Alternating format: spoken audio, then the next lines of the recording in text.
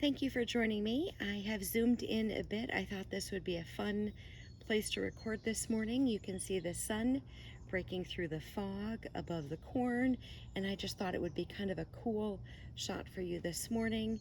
So thank you for being here.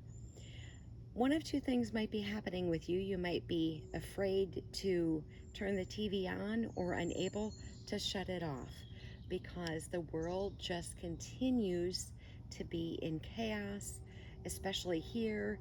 It seems with our political system, we had the attempted donkey with the extra letters of a former president, and now our current president is not seeking re-election, obviously due to his cognitive decline and his inability to function.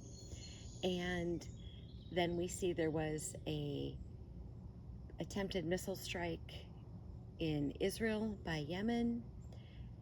The world is just falling apart, and we know that what God says is true. What will come to pass in his word is true.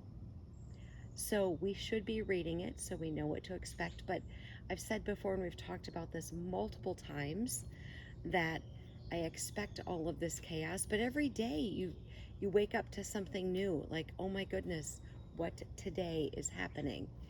But I expect it because remember that there is a person who will appear on the scene who is not a good person, and there will be things that they are going to try to do. And so for people to follow him, then he's got to have some answers because, like I've said before, multiple times in multiple videos, if the world is in a good place, no one would be interested in him. Why would anyone care? And so the only thing that can happen is for there to be chaos in all kinds of places. So in Matthew 24, which of course we can't read all of it due to our time together, but it starts talking about the signs of the end of the age, and persecutions are foretold, and it starts talking about the desolating sacrilege. And then in 24:29 it says this: immediately after the suffering of those days, immediately after the suffering.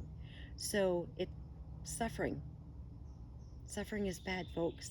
It isn't good. This is what has to happen. It cannot be sunshine and rainbows and kitties and puppies and flowers and ice cream and with sprinkles and whipped cream. It cannot be that, because it says immediately after the suffering of those days, the sun will be darkened, the moon will not give its light, the stars will fall from heaven, and the powers of heaven will be shaken. Then the sign of the Son of Man will appear in heaven, and all of the tribes of the earth will mourn, and they will see the Son of Man coming on the clouds of heaven with power and great glory. And he will send out his angels with a loud trumpet call, and they will gather his elect from the four winds, from one end of heaven to the other.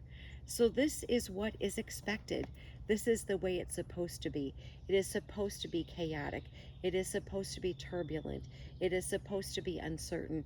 It is supposed to be scary. It is supposed to be frightening. It is supposed to be everything crazy and chaotic.